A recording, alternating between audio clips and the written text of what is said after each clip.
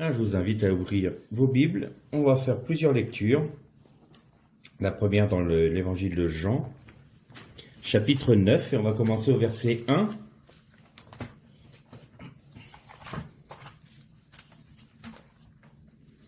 Jean, chapitre 9, verset 1.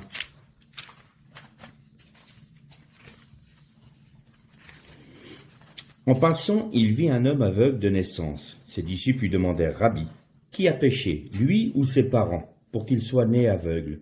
Jésus répondit: Ce n'est pas que lui ou ses parents aient péché, c'est pour que les œuvres de Dieu se manifestent en lui. Tant qu'il fait jour, il faut que nous accomplissions les œuvres de celui qui m'a envoyé. La nuit vient où personne ne peut faire aucune œuvre. Pendant que je suis dans le monde, je suis la lumière du monde.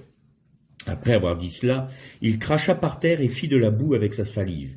Puis, il appliqua cette boue sur les yeux de l'aveugle, et il lui dit: Va te laver au bassin de Siloam, ce qui se traduit envoyé.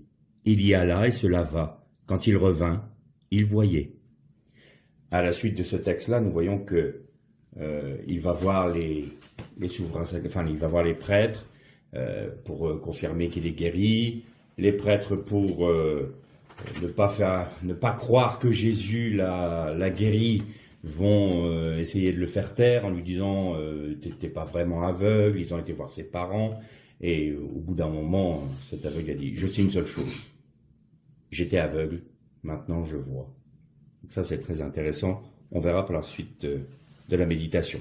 Ensuite, on va faire donc une deuxième lecture dans l'évangile de Marc.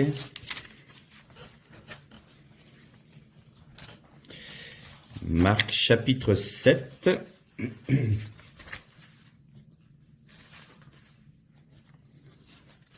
Ou plutôt on va faire chapitre 8. Marc 8, verset 22.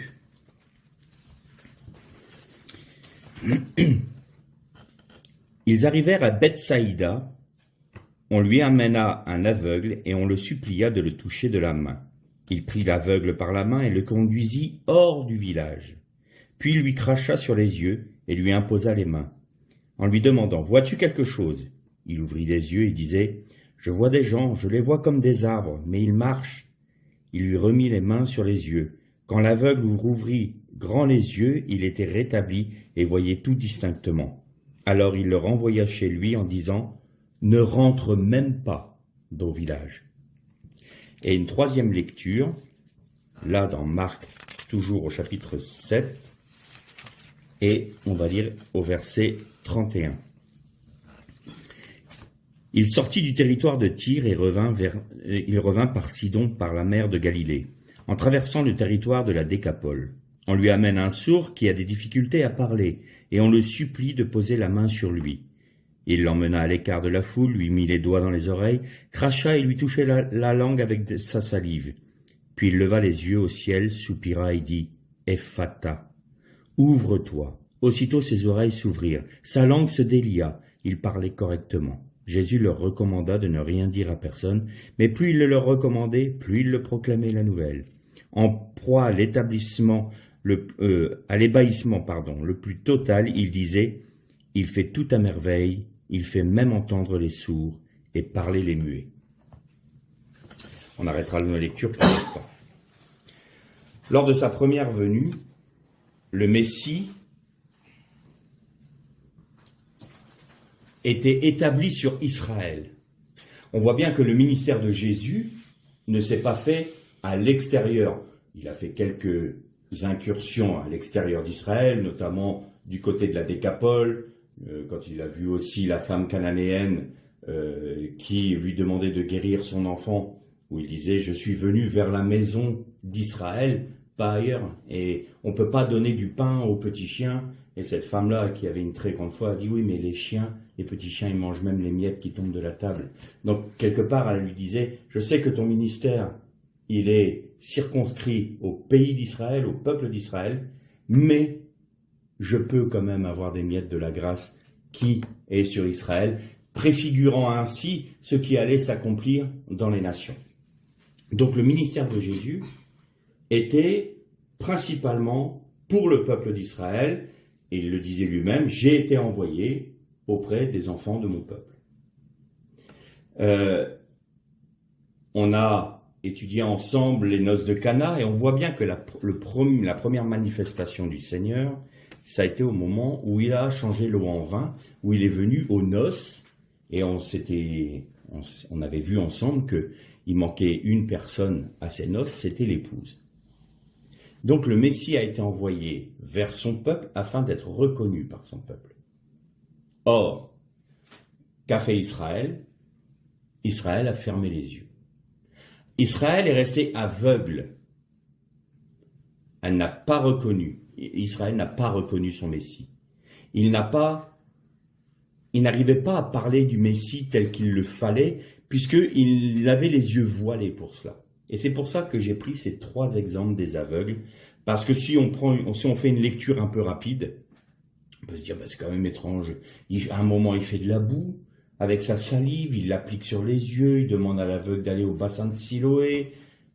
Pourquoi il fait ça? Un autre, il lui crache sur les yeux. Mais c'est quoi cette affaire? Après, il lui remet les doigts sur les yeux. À l'autre, il met les doigts dans les oreilles. Il prend sa salive et il touche la langue de la personne avec sa salive. Ça paraît vraiment étrange et bizarre. Or, il faut qu'on revienne toujours dans une vision hébraïque et retourner également dans la dimension de la culture juive de l'époque. Parce qu'autrement, on passe à côté d'enseignements et de réalités qui nous... Pourquoi est-ce qu'il a été craché? Pourquoi c'est sa salive? Pourquoi à un moment il a fait de la boue? Pourquoi à un autre moment il n'a pas fait de la boue? C'est quoi? C'est des gestes magiques? Non, ça n'a rien à voir avec ça. Le Seigneur Jésus est venu, premièrement, pour accomplir la Torah en Israël. Et deuxièmement, il a prophétisé par ses actions sa seconde venue. Mais ça, je répète, le peuple d'Israël n'a rien vu de tout ça. Et vous avez remarqué qu'il a dit à ses disciples qui lui demandaient, mais c'est lui qui a péché ou c'est ses parents? Ça n'a rien à voir avec ça, qu'il a dit à ses disciples. C'est pour que la gloire de Dieu soit manifestée à travers lui. Ah bon? Il est né aveugle c'est pour que Dieu manifeste sa gloire. Alors évidemment, nous, les Occidentaux, on aime les films d'action, on aime tout ce qui éblouit les yeux, qui nous... Ah, c'est merveilleux, des grands miracles. Eh bien, regardez, il s'est glorifié en rendant la vue à un aveugle. Il s'est glorifié en ressuscitant un mort. Il s'est glorifié en refaisant parler un muet, ou en redonnant la vue à un autre aveugle, ou alors en faisant lever un paralytique, ou en chassant des démons. La première mission que Jésus accomplissait, c'était de se faire reconnaître comme étant le Messie de la Torah, qui était venu pour accomplir la Torah. Pas pour faire des miracles, pour faire des miracles. Et ça, c'est quelque chose, c'est un piège auquel on peut s'achoper facilement. S'imaginer que Jésus a fait des miracles pour que tout le monde croie en lui. Non, Jésus a fait des miracles pour confirmer que la parole était la vérité. Et qu'il était envoyé par son Père pour accomplir la vérité, accomplir la parole, parce qu'il était lui-même le Verbe incarné. C'est ça qu'il voulait. Il accomplissait des miracles afin que l'auteur des miracles soit connu et reconnu. Notre pensée, la pensée des hommes en général, c'est si je fais des miracles, les autres reconnaîtront que j'ai raison. Les autres reconnaîtront que je suis dans la vérité. Les autres reconnaîtront que Dieu est avec moi, que c'est moi qu'il faut écouter. C'est un peu ça, hein. Et c'est la raison pour laquelle, dans la période que l'on vit et qui va s'accentuer, l'Antichrist et son faux prophète vont aussi accomplir des prodiges. Parce que si on reste dans cette vision, il a fait un miracle, alors automatiquement il est bon, il a la vérité, c'est lui qu'il faut suivre. Et non, on va se faire piéger. Parce qu'on ne regarde pas l'auteur des miracles. On regarde le miracle. Et le danger, là, c'est de regarder juste les miracles. Et dans nos églises évangéliques, quand on prêche sur ça, on dit, il a fait le premier miracle, il a changé l'eau en vin. Il a fait un autre miracle. Vous avez vu comme c'est miraculeux. Mais allons plus loin. Essayons d'aller plus profondément du pourquoi il a fait ces miracles-là précisément. Et pourquoi surtout les évangiles nous les rapportent. Parce que l'apôtre Pierre avait dit, il a fait tellement d'autres choses qu'il aurait fallu je ne sais combien de livres, je suis pas sûr que la terre entière aurait pu les contenir. Donc, qu'est-ce qu'ont fait les évangélistes? Ils ont synthétisé tout ce que Jésus avait fait pour le résumer, entre guillemets, en 4 évangiles. Les 3 évangiles synoptiques, Marc, Luc, Matthieu, et l'évangile prophétique, qui est l'évangile de Jean. S'il pouvait y avoir autant de livres, vous imaginez la place que prend juste les 4 évangiles dans nos Bibles. C'est pas énorme. Et pourtant, toute la substance de l'œuvre du Messie est résumée dedans. Et on peut découvrir tout ce que Jésus a accompli et le pourquoi il l'a accompli en lisant ces évangiles, parce qu'ils ont été inspirés, nous ont été rapportés les éléments dont nous avons besoin pour comprendre ce que Jésus a accompli. Donc, quand vous voyez Jésus marcher en Israël, un coup il est en Galilée, après il repart en Judée, il va à Nazareth, il part à Capernaum, il revient à Jérusalem, il va dans le désert, on se dit mais qu'est-ce qu'il fait? Ça a l'air erratique. Et en même temps, dans tous ces périples-là, il guérit un aveugle, il guérit un boiteux, il va marcher sur les eaux. Pourquoi? Tout d'un coup, il part dans la Décapole pour délivrer deux démoniaques, et il repart. Et on se dit, mais qu'est-ce qu'il fait? Eh bien, quand vous voyez ne serait-ce que le moment où il marche sur les eaux, et où les disciples ont peur, vous savez, ils sont dans la barque, il y a une grande tempête. Ils ont peur. C'est même pas quand ils marchent sur les eaux, c'est quand il y a la tempête. Eh bien, ça, c'est l'accomplissement d'un psaume. Vous avez le psaume, je ne sais plus quel numéro, il faudrait que je vous le retrouve. Et il y a un psaume qui parle, nous avions peur d'être submergés par les flots, mais tu es venu, tu nous as délivrés, toi tu nous gardais dans le repos. Le roi David avait déjà annoncé par avance ce qui allait s'accomplir. Un autre psaume où il est dit, nos os brûlés étaient consumés par la colère. Les Juifs appellent ça le psaume de la Shoah. Tout est écrit, tout est accompli. Et donc Jésus est venu pour se faire reconnaître comme étant celui qui devait venir, que Moïse avait promis. Il avait dit à Josué, un autre viendra, écoutez tout ce qu'il vous dira, un autre comme moi. Et je vous l'ai dit de plusieurs fois, il est venu quoi faire, Jésus? Il est venu rapporter à son peuple les 2 premières tables de la loi.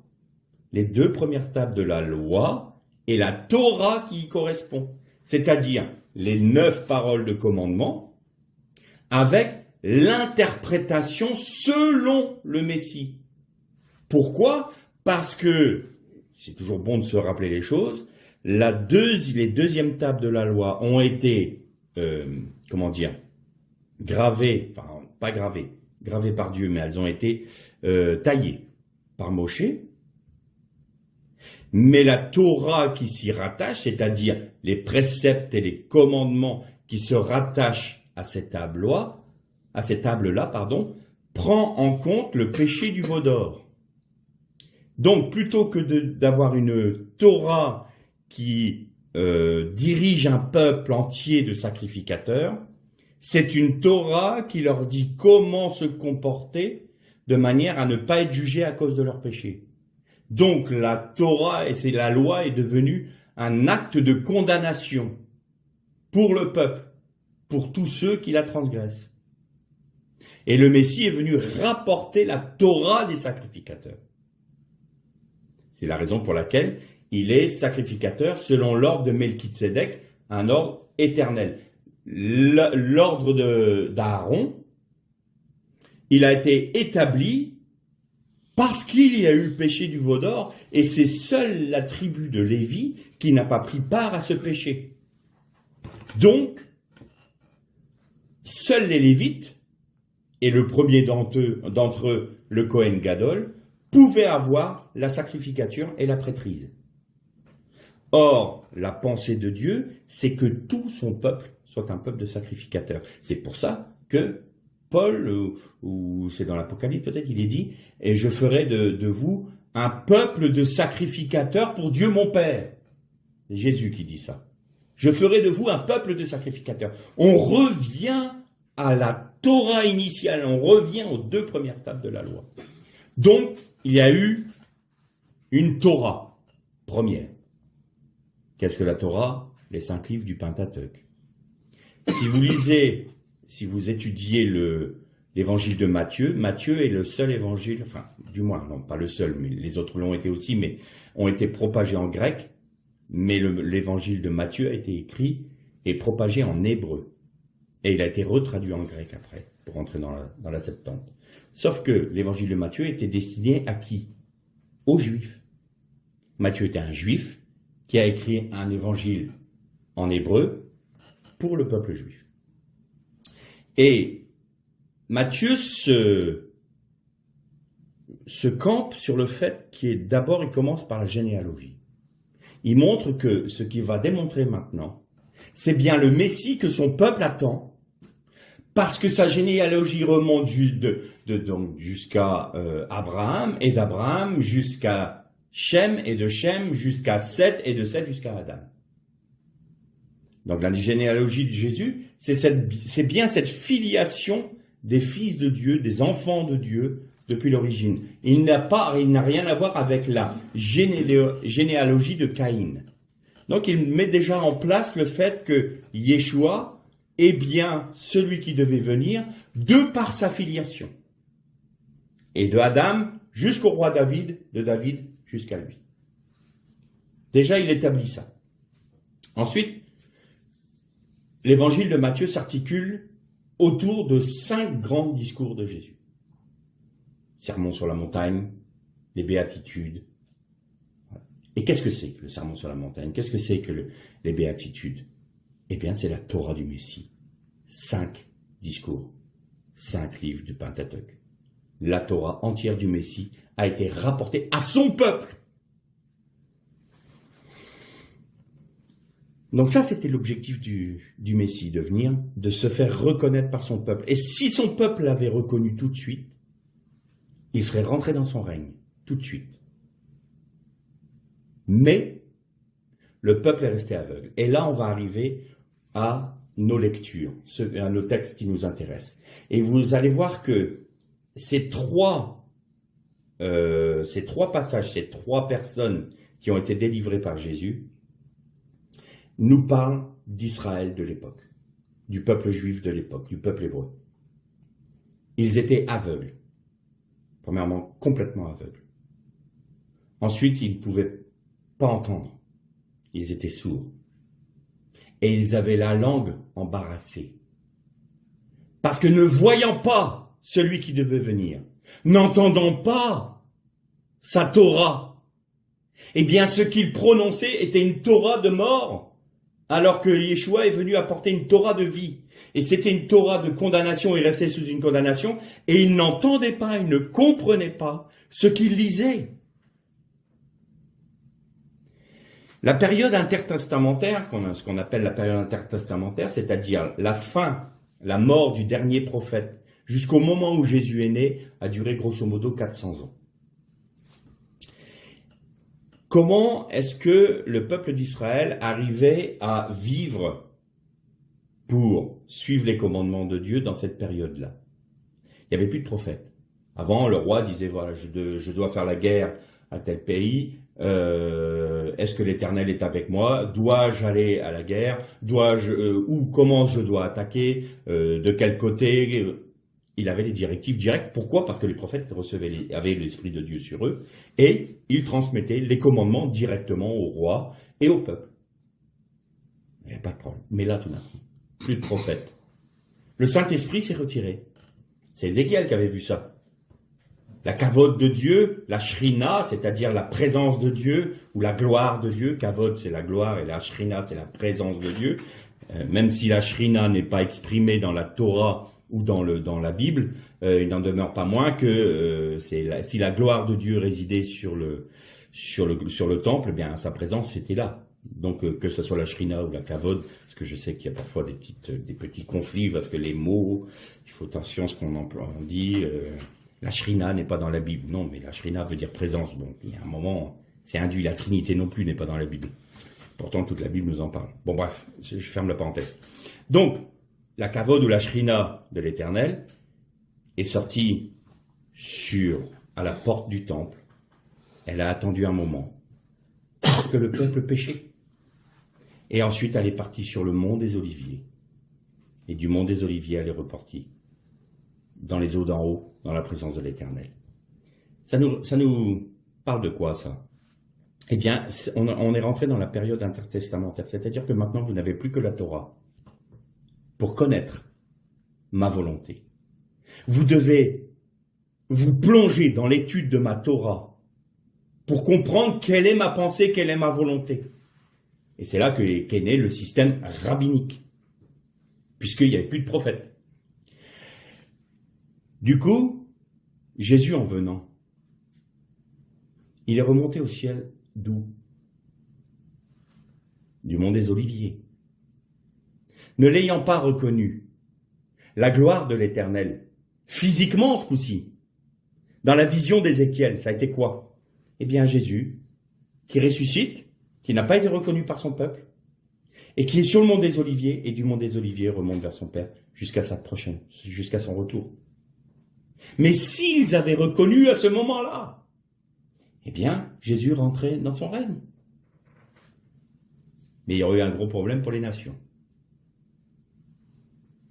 Alors, ce faux pas, cet aveuglement d'Israël, cette mésentente d'Israël, qui a amené les événements à se produire pour eux de manière à ce qu'ils ne puissent pas reconnaître leur Messie, eh bien, c'est une grâce pour nous.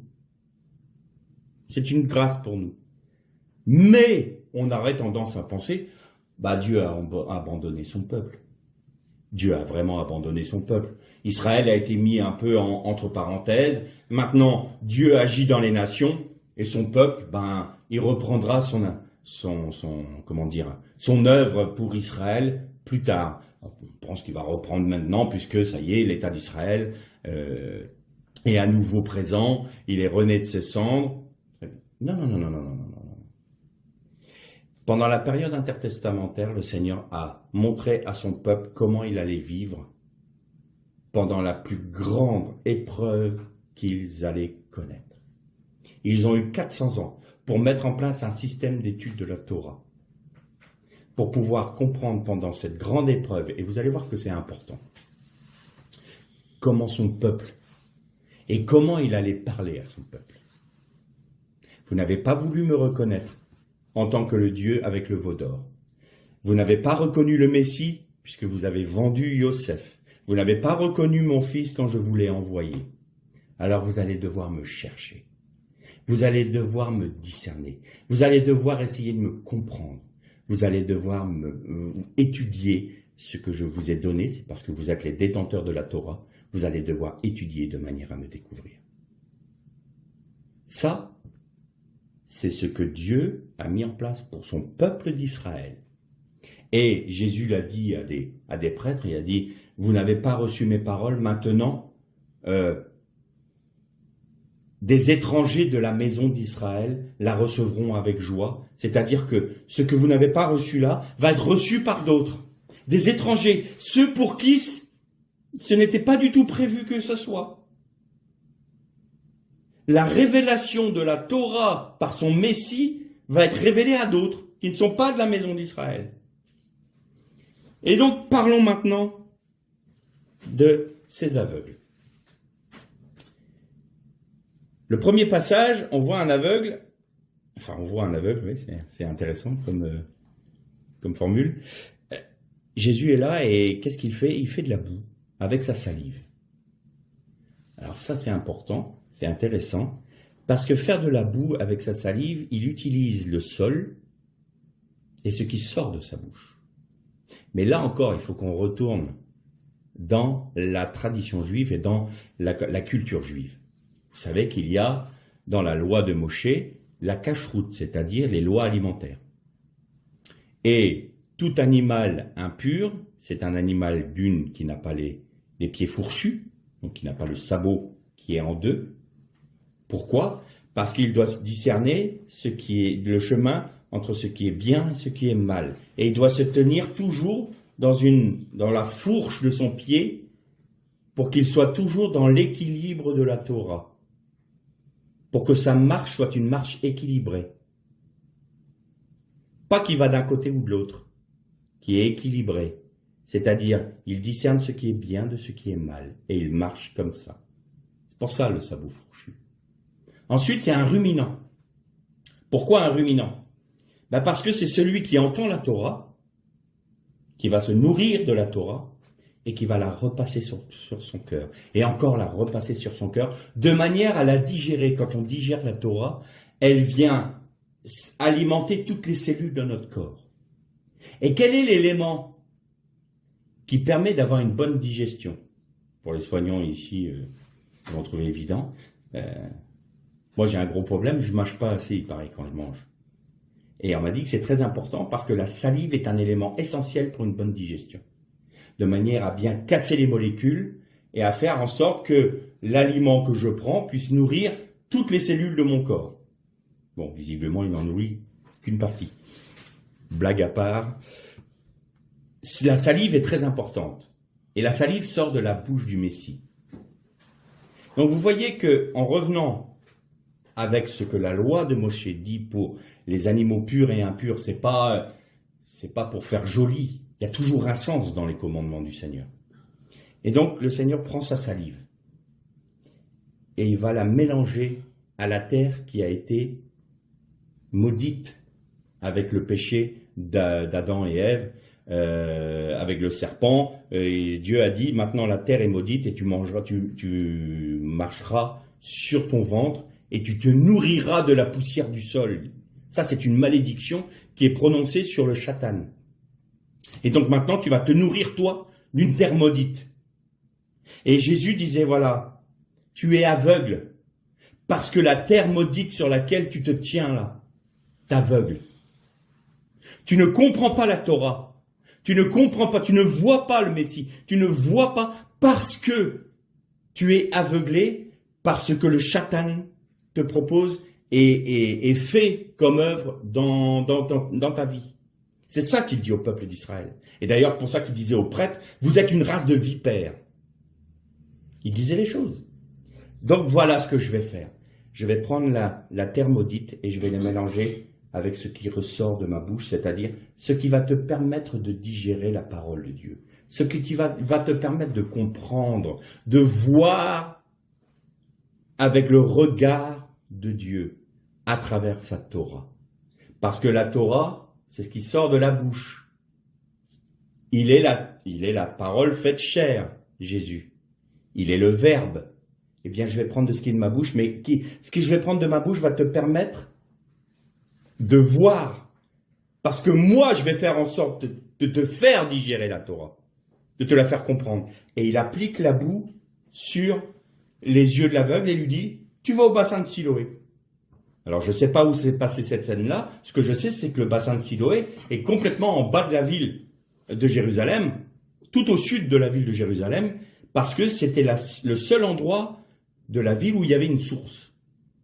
Le réservoir de Siloé est alimenté par la seule et unique source qui existe à Jérusalem. Le reste doit être, c'est des eaux de pluie, mais là, il n'y a qu'une seule source à Jérusalem, c'est celle-là. Et il va à Siloé parce que je t'envoie maintenant. Vers quoi ? Vers la seule et unique source de Jérusalem.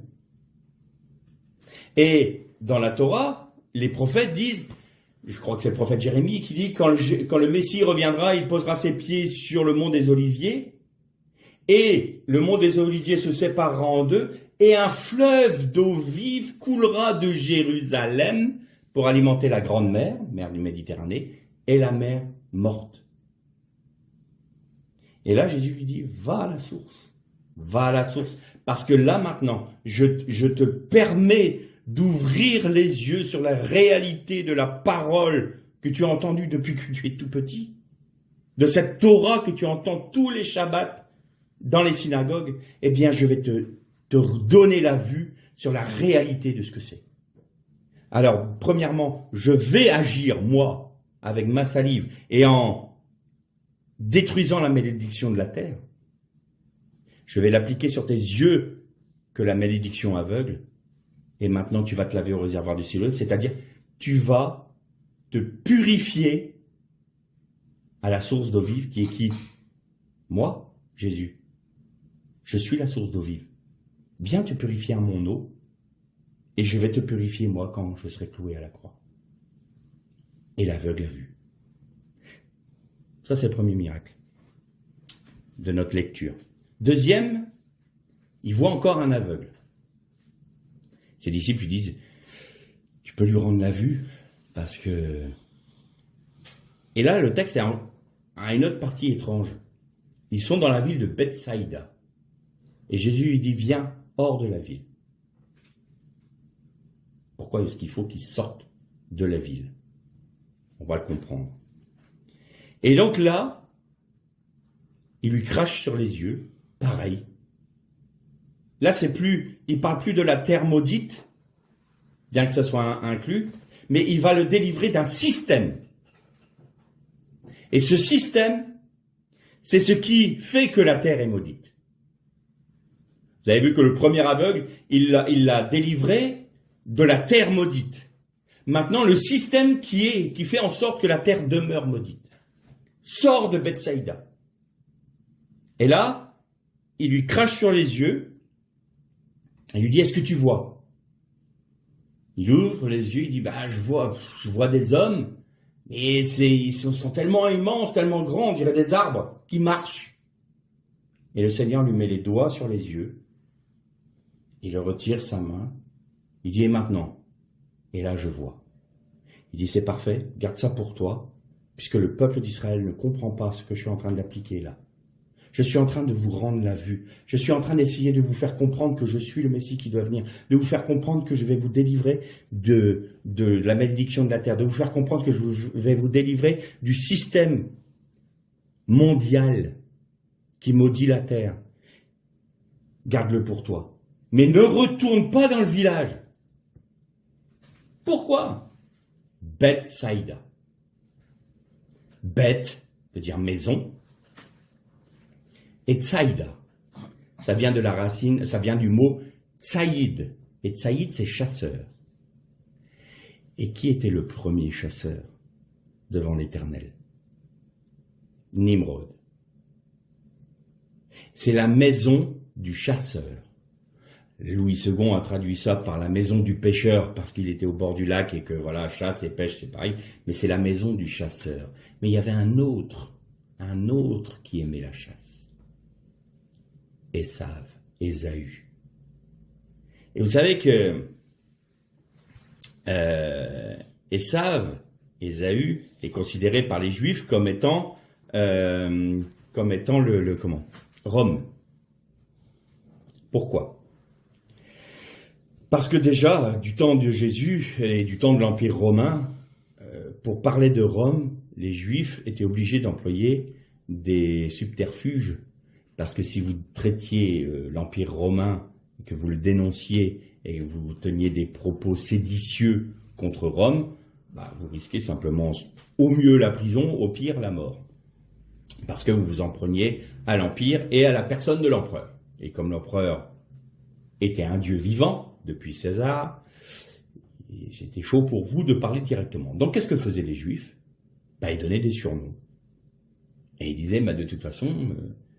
Édom, Ésav, donc Ésaü, il aimait le sang.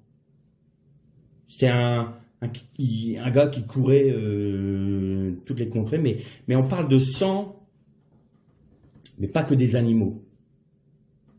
La tradition juive dit que c'est lui qui aurait tué Nimrod. Mais voilà, c'était quelqu'un qui était vaillant, qui était costaud, C'était une belle bête, on va dire aujourd'hui, mais il ne vivait que par son épée. Et ça, c'est la marque de Rome, qui ne vit que par son épée, qui ne marche que par son épée, et qui ne contrôle le monde que par son épée, sanguinaire. Et ça, c'est la marque de l'Occident. Parce que l'Occident, il n'y a que par l'épée qu'elle a. Il est bien connu que l'Occident veut transmettre la démocratie. Comment elle le fait? En faisant la guerre. On détruit des régimes et on vient dire maintenant vous devez vivre comme nous vivons. C'est nous les meilleurs. Et on vit par l'épée. L'Occident, c'est tout à fait Édom. Et un jour, au IIe siècle après Jésus-Christ, il y a des préfets romains qui vont voir un tzaddik juif, donc un sage d'Israël. Et c'était à Rome. Ils vont le voir et ils disent « Alors, toi qui étudies la Torah depuis tant d'années, et nous reconnaissons que tu es un érudit, et nous reconnaissons que ce que tu dis s'accomplit parce que tu as l'Éternel qui te révèle des choses à travers sa parole. Qui va régner après Rome ?» Et le tzaddik, il prend une feuille blanche, une feuille vierge, parchemin, qui commence à écrire. Et il écrit ceci.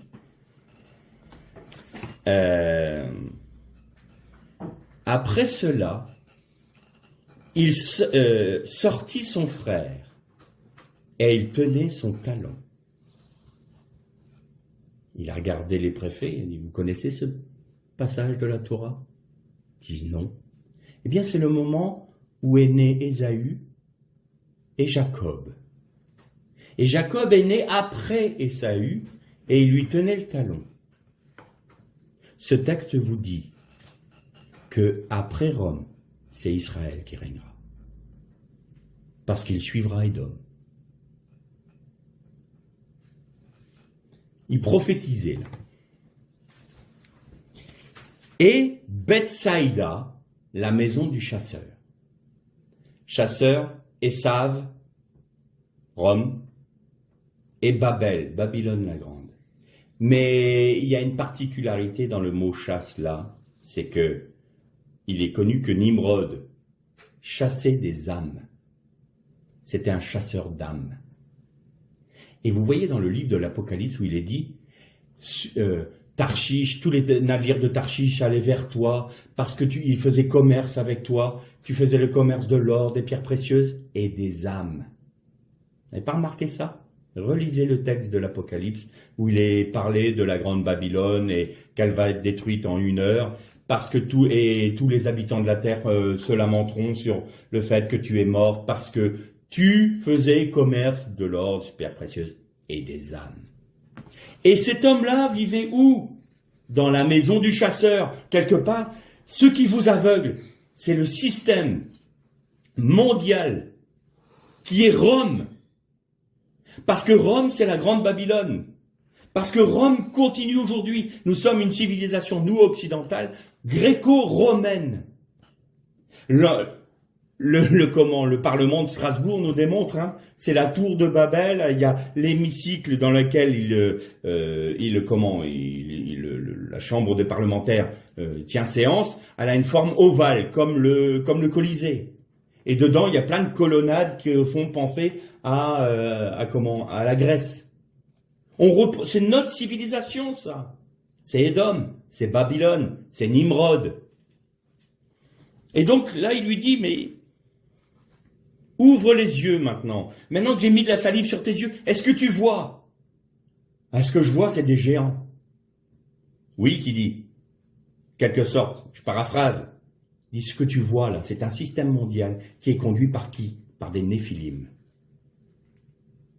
Vous savez, ceux qui sont nés des fils de Dieu et des filles des hommes, qui conduisent l'humanité dans quoi? Dans l'iniquité et la rébellion contre Dieu. Nimrod était un néphilim. Alors attends maintenant. Je vais te toucher.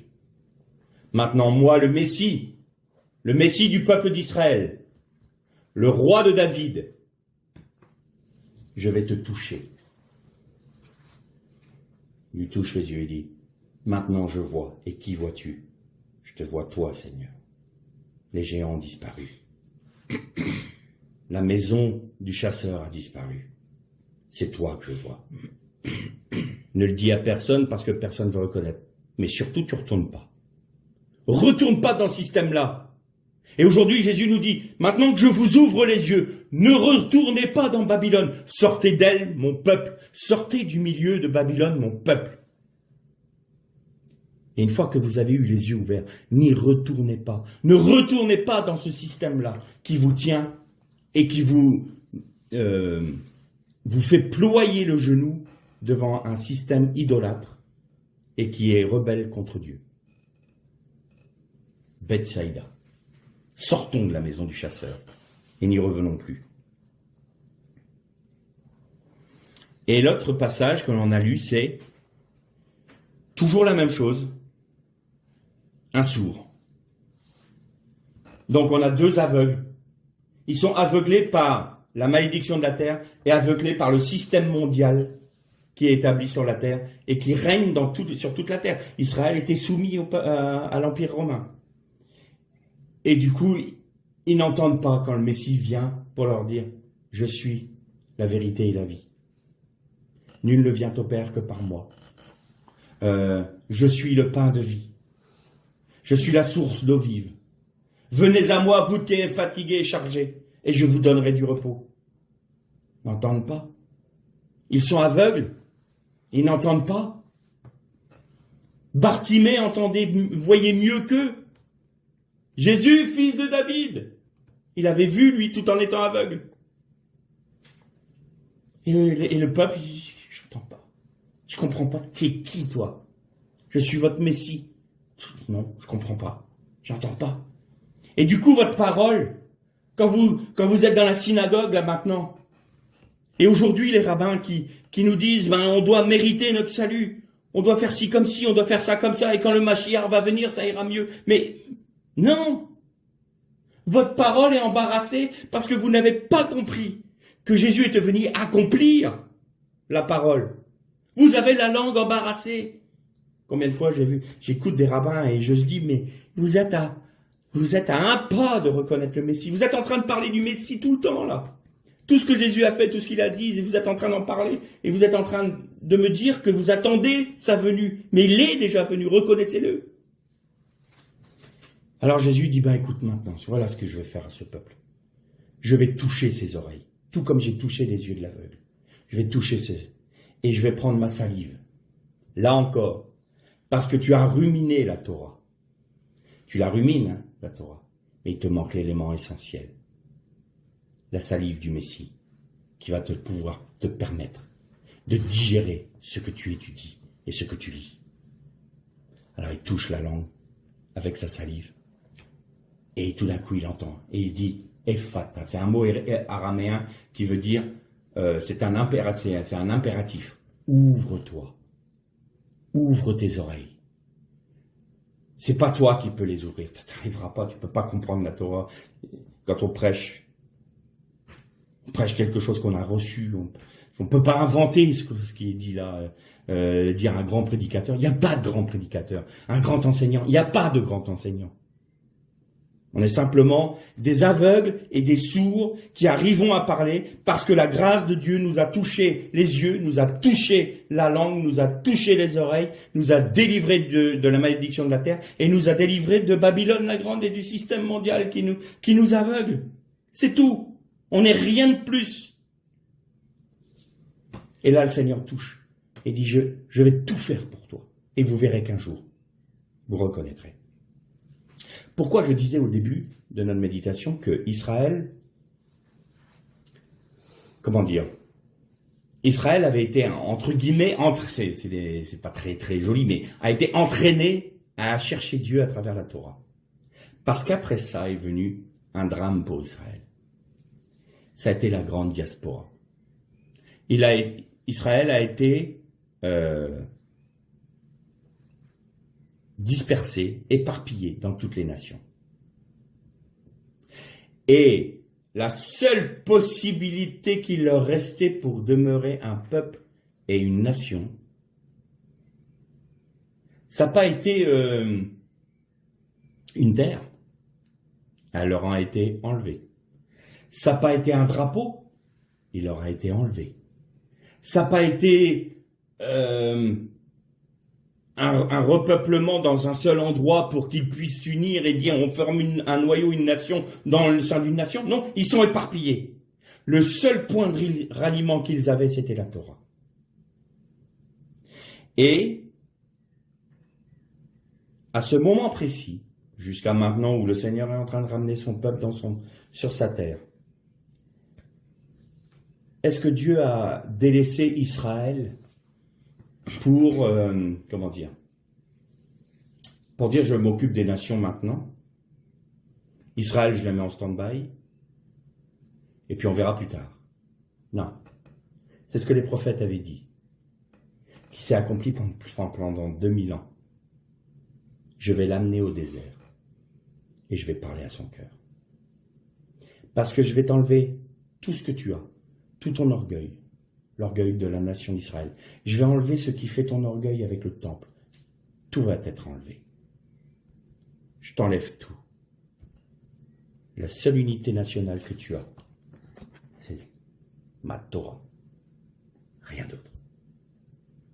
Alors, si tu veux rester un peuple d'Israël uni, une nation, il faut que tu t'attaches au seul trait d'union qui te fait de toi une nation, ma Torah.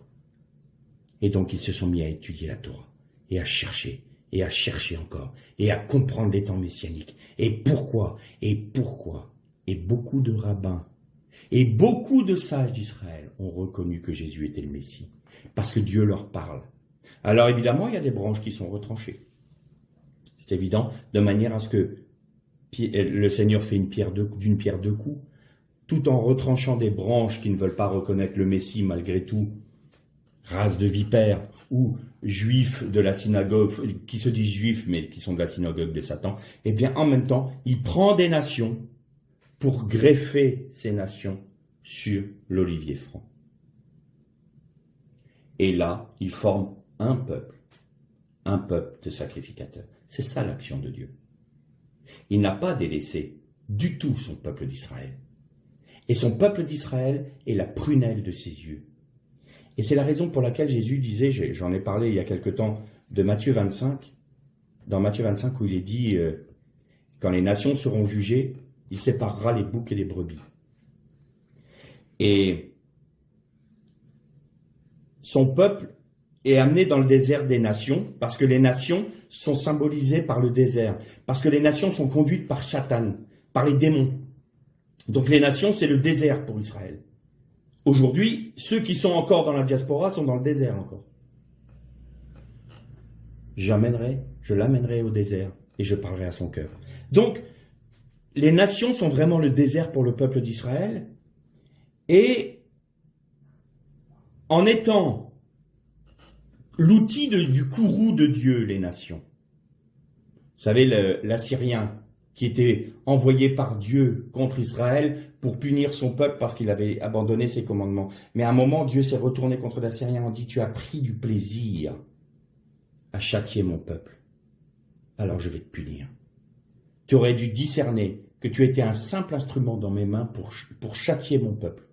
Mais tu as pris du plaisir au châtiment. » Et là, ça revient à ça.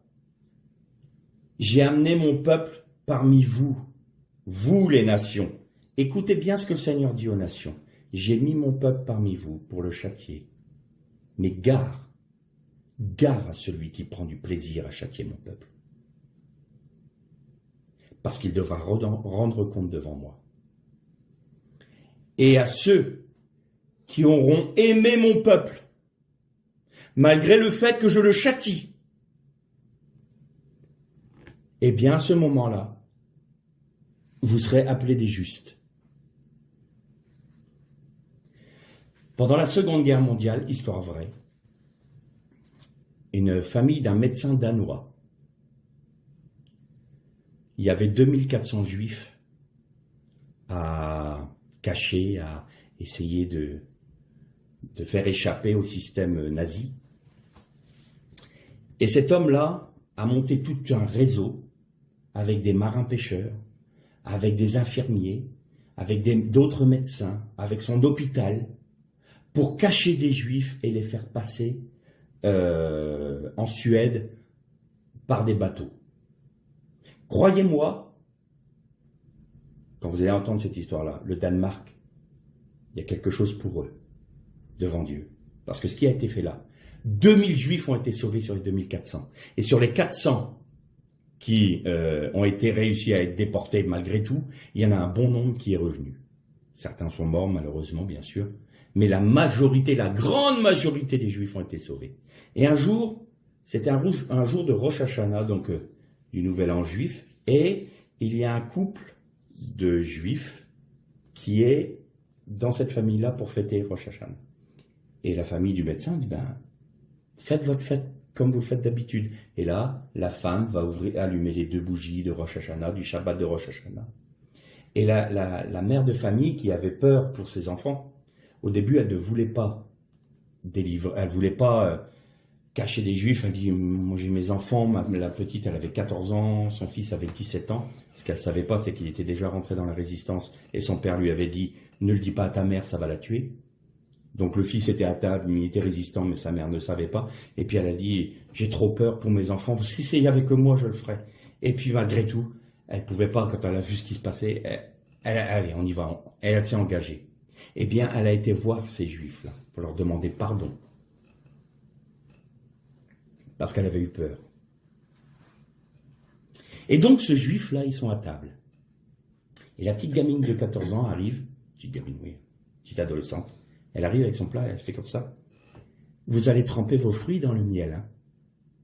C'est comme ça que vous faites à Rosh Hashanah pour que la nouvelle année soit douce pour vous. J'ai appris votre religion à l'école. Le Juif la regarde et dit, moi aussi, j'ai appris votre religion. J'ai eu soif. Tu m'as donné à boire. J'étais nu. Et tu m'as habillé. J'étais emprisonné. Et tu m'as visité. Excusez-moi. À ce moment-là, il prophétisait ce qui allait s'accomplir au jugement des nations. Il avait tout compris. Et la gamine aussi. Eh bien, je peux vous affirmer que cette famille-là, et que le peuple même, c'est devenu une des bénédictions pour le peuple danois. Mais ça a encore été plus loin. Sur les 400 qui ont été déportés, une famille est revenue, et ils ont été complètement surpris. Leur maison était intacte. Le jardin était entretenu. Toutes leurs affaires étaient dans la maison. Et ils sont arrivés, ils disent, mais le ménage fait et tout. Vous comprenez pas? Et c'est leurs voisins, les voisins de la rue, qui ont su ce qui était arrivé. Et ils ont dit, on a entretenu de votre maison tous les jours, pour le jour où vous revenez, de manière à ce que vous ne soyez pas dans une maison délabrée, mais que vous retrouviez votre maison telle que vous l'avez laissée. Je bénirai ceux qui te béniront. Je maudirai ceux qui te maudiront. Est-ce que vous croyez une seule seconde que Dieu abandonne son peuple d'Israël? On va lire 2 textes pour terminer. Le premier, dans Matthieu 23.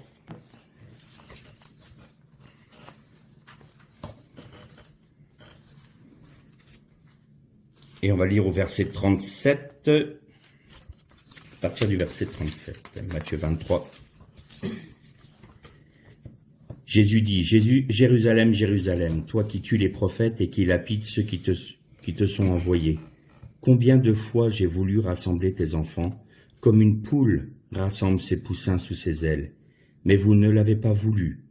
Eh bien, votre maison vous est laissée déserte, car je vous le dis, vous ne me verrez plus désormais, jusqu'à ce que vous disiez, béni soit celui qui vient au nom du Seigneur.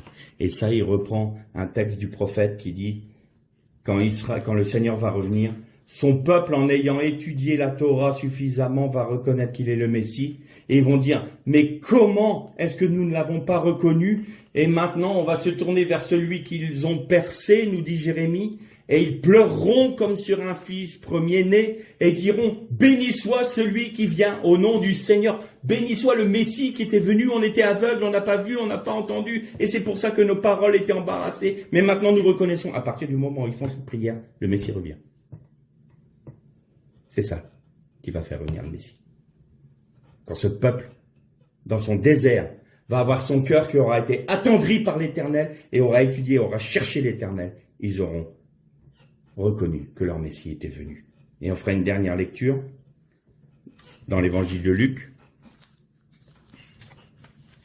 chapitre 19, et versets 41-44.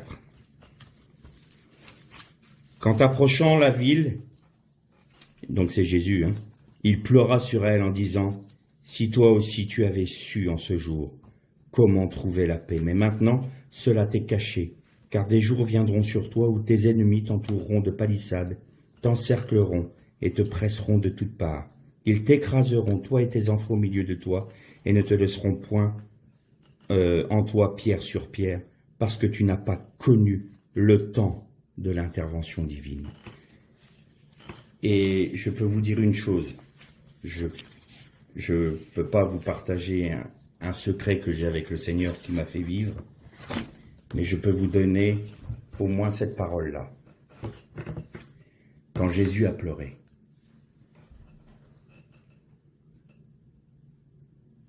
ça a été une horreur. À ce moment-là, il a vécu une horreur. Parce qu'il était venu pour visiter son peuple. Et il a vu la souffrance qu'allait vivre Israël. D'abord par la destruction du temple, qui allait se terminer par la Shoah.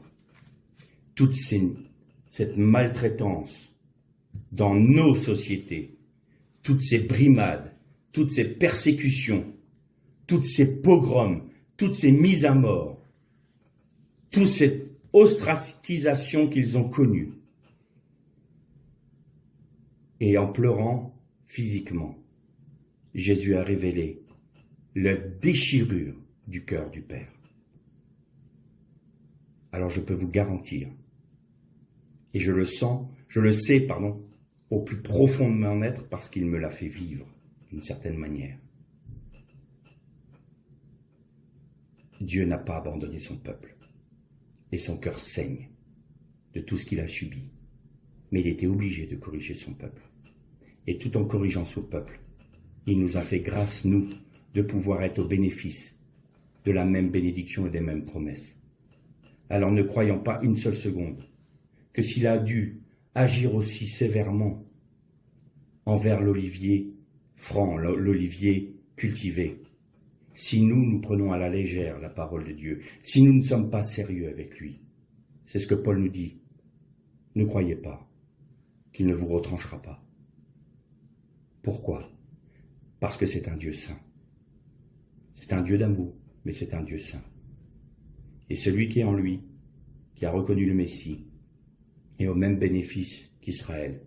Je bénirai celui qui te bénira, je maudirai celui qui te maudira.